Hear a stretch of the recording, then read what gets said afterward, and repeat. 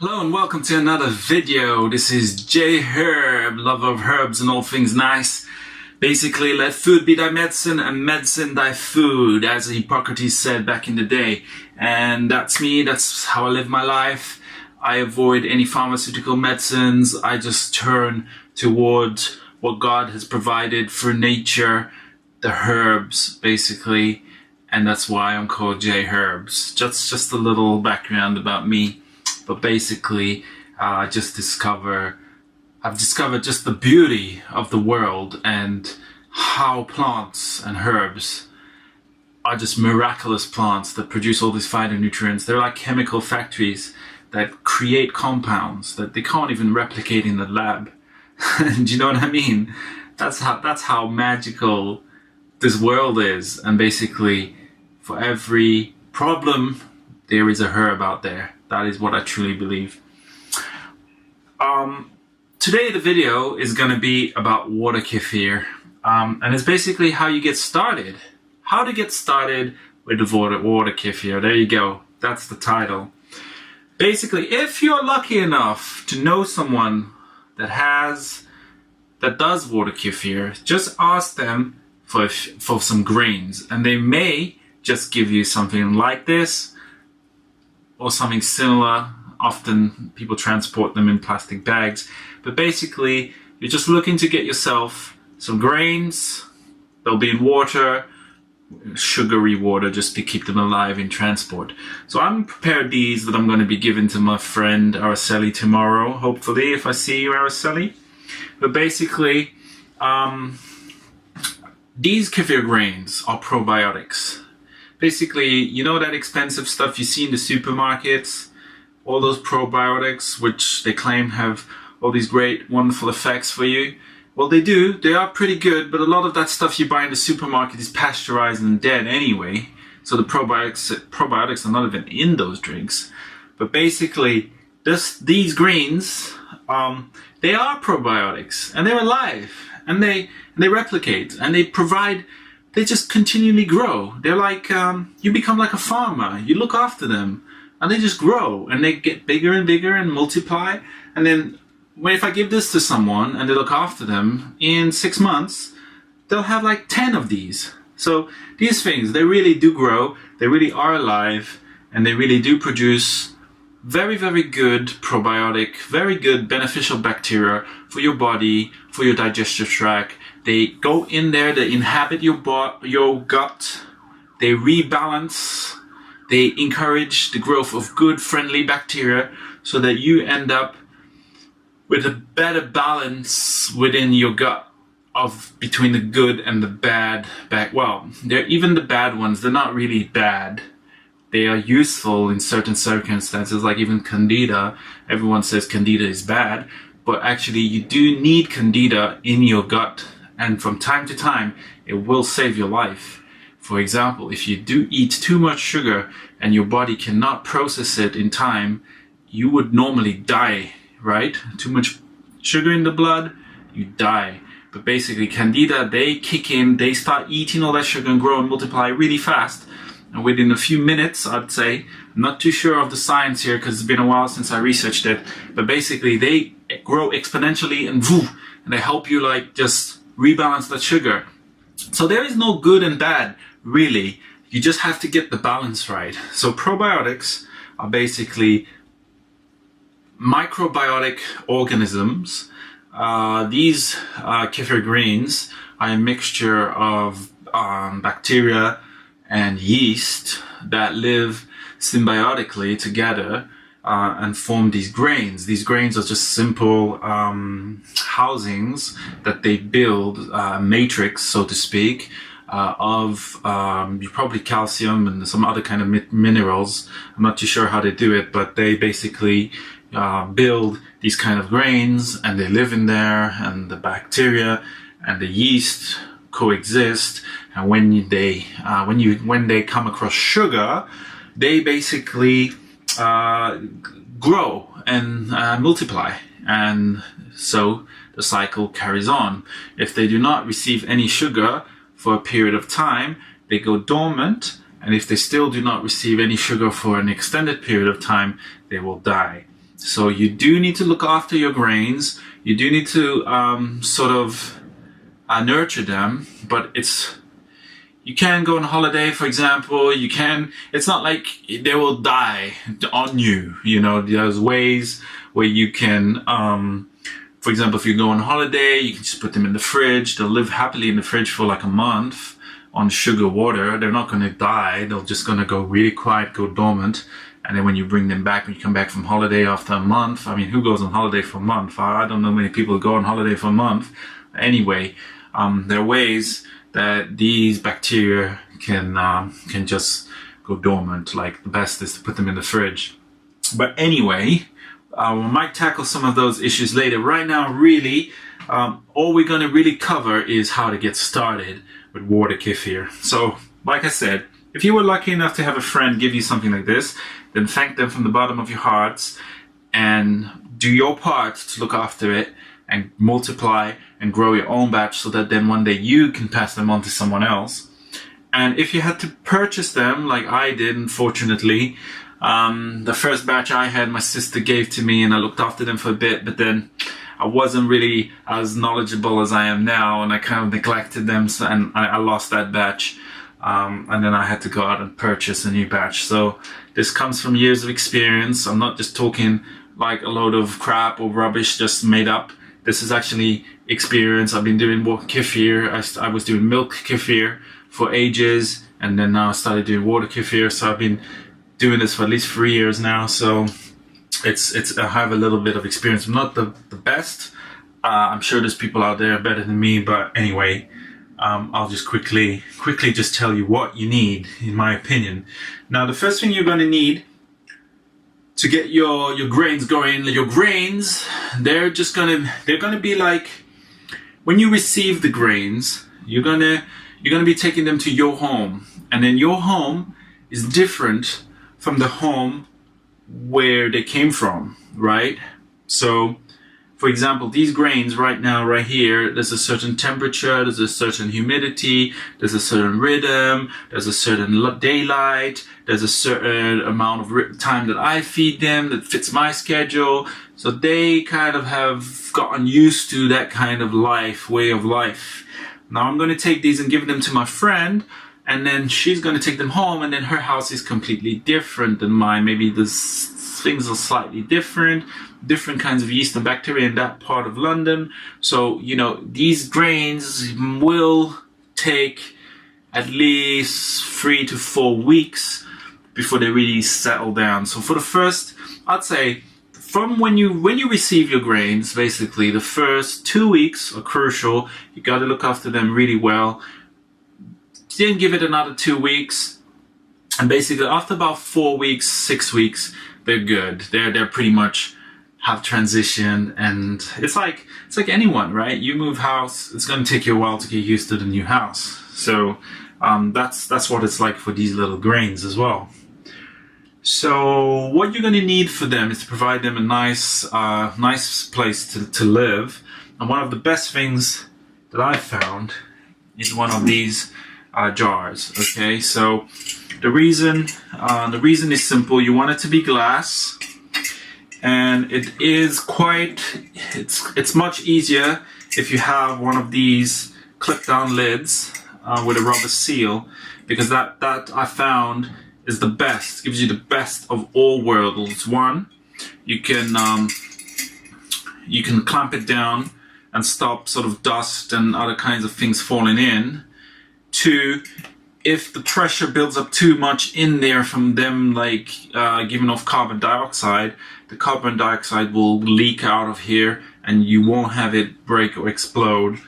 And then sometimes if they're really so gives you options. What sometimes I do as well, I would remove the rubber and then have it just like this, so that way it's keeping out all the bacteria. It's keeping out basically foreign things from getting in, like flies, fruit flies, insects, ants, whatever, dust, but it's also letting a lot of the gas out if you do experience those issues. But it's never been an issue for me, to be honest, to have the rubber seal in there, because I like, then it ends up a little bit bubbly, and that's great. Now, oops, some people also use like a mason jar with a screw down lid like this, but I find that these are not the best because you'll have a little bit of leaks, the metal will start to rust, and just all in all, a metal lid, it's never worked for me. So I do not recommend a jar with a metal lid. What I do recommend is one of these, I don't know what they're called, but I mean, I find them everywhere. They're everywhere, and every shop I go to, Tesco, Sainsbury's, you know, everyone has these. So then they're quite easy to find. And next thing you'll need is water. Now I recommend only using distilled water, but that's because I have a distiller and it's easy for me to make distilled water. So distilled water is like the purest water you can find. It's basically been boiled away and distilled down, so it's really pure, and it doesn't contain any contaminants. If you do not have distilled water, then you can use a mineral water that you buy in the shop. And if you do not want to do that because of the plastic bottles, I understand, then you can use regular tap water. But with tap water, very, very important that you first put the water to boil, okay? So you want to boil off all the chlorine, and then you want to let it cool down to room temperature, and then use the water. So please, please, please remember that if I put these grains in here and I put tap water in there, the chlorine in the tap water will kill these grains, okay? Basically, municipalities put chlorine in the water, in your pipes, for a very specific reason, is to kill the bacteria, okay? So that the water doesn't become, poisonous from the bacteria in there. So basically, what the chlorine is doing, what they're doing to try and save, help people not fall ill by drinking tap water, is also going to be the same chlorine that's going to now kill these bacteria, and we do not want that. These bacteria want them to live. So what you will have to do, if you want to use tap water, you got to take it, you got to boil it first, let the chlorine evaporate, let it cool down, and then use the water like that. Okie dokie. So let's get started. Just simply gonna pour my grains in there and top it up with some water.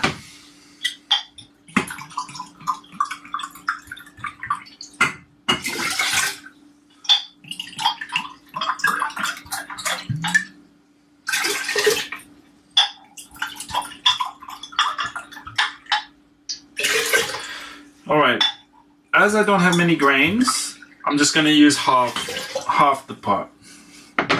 Alright, and then as they get bigger and grow in a couple of weeks, I'll be able to start using more water in there. The next thing you're going to have to do is you're going to have to feed them. Now, these grains, they eat sugar. So you basically, all you need to do is give them sugar. Now, I recommend that you use something more natural and something with a little bit more minerals in it, because these Water Kefir grains, they need minerals to live. Alright, it's like any human being, really. We need our minerals. And the same goes for these bacteria, they need minerals. So I recommend this organic coconut sugar, and this is made from the sap of the coconut tree, which is high and dense in minerals.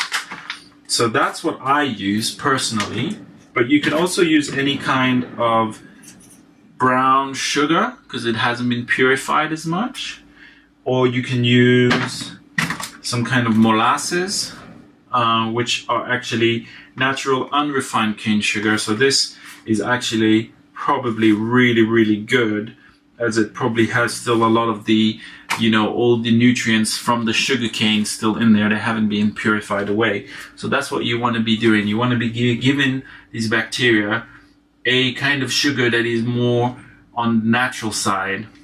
Definitely not white sugar. I mean, you can get away with using white sugar from time to time, but what will happen? The grains will not grow.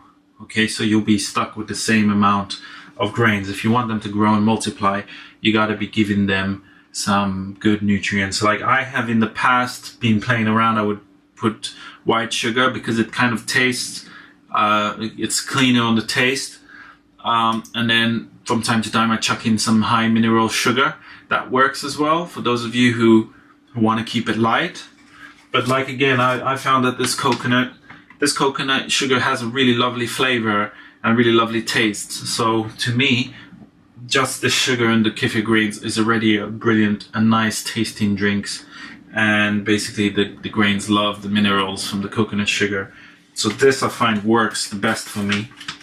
So all you would need is a couple of, what are these, teaspoons. Let's go for maybe, to be honest, there aren't really any rules. You don't want to give them too much sugar, but you also don't want to give them too little. It all depends on how often you'll be consuming it, how long you want to leave it between feeds. For example, if you give them a lot of sugar, like there I give them quite a bit, so that means that they'll be okay for like maybe 3, 4, 5 days. So I only need to come back and look at them in like 5 days time. So, but if I had given them 1 spoon of sugar, then maybe that would be like tomorrow, it would be ready for drinking. So it really depends on you, and you just got to experiment and see what works for you, because there really aren't any rules with this. So that's it, folks. Thanks for watching. This is on how to get started with water kefir grains. Once you've received them, basically to sum it up, find yourself a nice clear glass container, preferably one with a flip down lid with a rubber seal. Use only high purified water. If you have to use tap water, make sure that you boil it first and make sure that the water gets cold again, okay? Because if you put boiling water in here with the grains, they're gonna die as well. So you really need to look after these grains like if they were, you know, like little animals, you know, your little pets. That's a good word, your little pets, all right? They need food, they need water, and they need warmth, okay? They're too hot, they die. Too cold, they go to sleep. So you just got to keep them this kind of temperature, your kitchen temperature. That's the best. They'll enjoy it like that. Don't put boiling water in there. Don't put chemicals in there. Don't take tap water and put that in there, because the chlorine will kill them. You just basically want to give them the best, okay? So some good minerals, some good salts. You can basically, people throw in like bicarbonate of soda in there a little bit. That helps. You can do your own research. You can find out what works for you guys.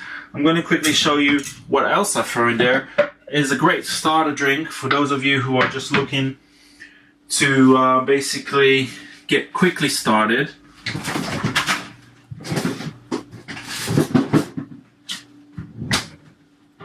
I basically have here some lemon.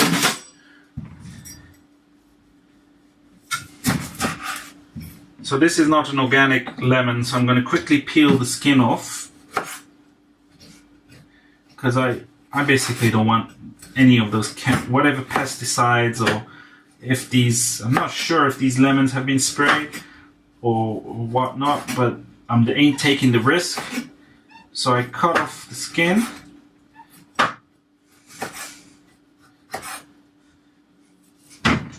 Oh, it's just not much room under here. Alright, cut off the skin. So that's really good. The lemon is really good for the kefir. The lemon has a lot of minerals in it, and sugars, and basically fruit.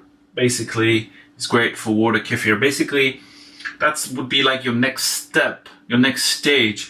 Once you've got the grains doing well with the water, and once you discover a sugar that you like, one that's tasty, one that works for you, then what you would do is you would add some fruit, just to give it a bit of flavor. And it's really what I find, lemon and some ginger works really well. And the lemon is full of vitamin C. Ginger is very good for the digestion. It's very good for anti-inflammatory. It's very good for you, for your cardiovascular system. So basically, I'm just going to quickly show you what I do here. Bit of lemon. Okay, a bit of ginger. Chuck that in. And that's it. I'm going to close this down. Give it a little mix. And that's it. That's done. Those are my grains in there. What you'll see is over the next couple of days, this is going to like bubble up. When you open it up, you're going to hear some pressure release. You're going to hear a little sound of the air coming out. And that's when you know it's going well. And what I would recommend is that you taste it first. Okay, this is kind of important. Okay, this is an important step, so pay attention. Basically, what you want to do is you want to see, basically the bacteria live on the sugar, right? So when the drink becomes less and less sugary, that means that the bacteria have kind of consumed all the sugar, and then they're getting more and more hungry. Then it's time for you to drink the drink, add some more water and some sugar, and start the whole process again. So basically what I always do is taste it first. Okay, and I taste the sweetness, I remember the sweetness, and then what I'll do is just in a few days taste it, and then when you have it, when you taste that it's not sweet anymore, that's when you know the kefir is done. And it's up to you. You know, some people like it still a little bit sweet, so they'll drink it before it gets too sour. But the longer you leave it, the more and more sour and more vinegar it will become. But that is also very good for you. So, you know, you got basically the more the probiotics break down the sugar, the more, you know, of the acids they produce, the more of the vinegar they produce, the more the health benefits, right? So you just gotta find what works for you. I recommend you let it sit for a bit, try and push it to the more sour side. But if you gotta drink it, if that's gonna be like too nasty for you and you can't drink it because it's not palatable, then drink it before, while it's still a little bit sweet. Play around with it. Also, an important thing is once it tastes good, once it tastes like lemony enough, remove the lemons, because the longer that, if you let the lemons stay in there, then it will get too lemony and it will spoil it. And the same with the ginger. Once you taste, okay, there's enough ginger now, remove the ginger pieces. And one of the best things to use for that is just simply something like this, and you just go in there and fish out the pieces. That's why sometimes I leave the pieces quite big. But that's pretty much it. You got to taste it. You got to see how it goes. Basically, look after these grains. They're really good for you, and it makes a really nice drink. And basically, that's a simple video on how to get started. I'll be doing some more videos on how to keep, well, basically other aspects of water kefir, how you can then bottle this up and make like a nice pressurized carbonated drink, which is really tasty. What other fruit you can throw in there, so there'll be more to come. But for now, this is a nice little simple video on how to get started. Get your grains, chuck them in water, add some sugar, lock them up, leave them for a few days, drink the water. It's basically as simple as that. And then you start again. Add more water, add more sugar, leave it for a couple of days, drink the water, add more sugar, etc., for the rest of your life.